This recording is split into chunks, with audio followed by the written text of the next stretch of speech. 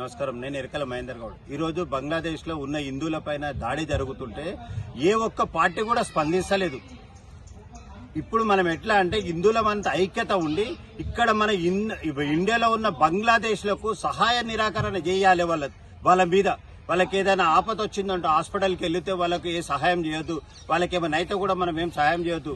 హిందువుల బంధువులం ఇకనైనా మనం ఏకం కావాలి. ఎప్పుడు కూడా మనం కులాల వారిగా విడిపోతున్నాం కానీ హిందువుగా ఒక్కటైతేలే. మనం ఎప్పుడైనా ఒక బీజేపీ, ఒక ఆర్ఎస్ఎస్, ఒక విశ్వ హిందూ పరిషత్ వచ్చి మనల్ని కాపాడుతుందంటే కాపాడదు.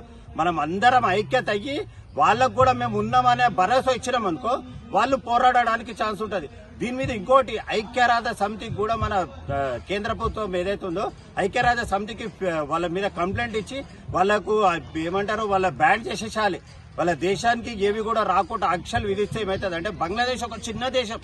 ఈ రోజు పాకిస్తాన్ కూడా మన ఇండియాని చూసి భయపడి మన దుర్గమాత పండుగకు అక్కడ నవరాత్రోత్సవాలు బాగా జరిగినాయి. మన వినాయక చవితికి నవరాత్రోత్సవాలు బాగా జరిగినాయి. అదే బంగ్లాదేశ్ లో నవరాత్రోత్సవాలు చేయాలంటే ₹1,00,000 గవర్నమెంట్ కి ఇస్తేనే వాళ్ళకి పర్మిషన్ ఇచ్చారు. అట్లా కూడా మన మీద దౌర్జన్యమే చేశారు. ఆడొచ్చి కూడా వాళ్ళు ముస్లింల పాటలు పాడడం అది ఇదే చేశారు. కానీ మన హిందువులకు స్వేచ్ఛ అనేది లేదు. ఇకనైనా మనం అందరం హిందువులం ఒకటయ్యి బంగ్లాదేశ్ లో ఏదైతే హిందువుల మీద దాడి జరుగుతుందో దాన్ని మనం ఖండించాలి. దీని మీద మనము చౌరస్తాల మీద బంగ్లాదేశ్ హిందూ బచావ్ బంగ్లాదేశ్ హటావ్ అనేది ఒక నినాదంతో ప్రతి ఒక్క చౌరస్తాల మీద కార్యక్రమాలు కూడా మనం చేస్తుండాలి.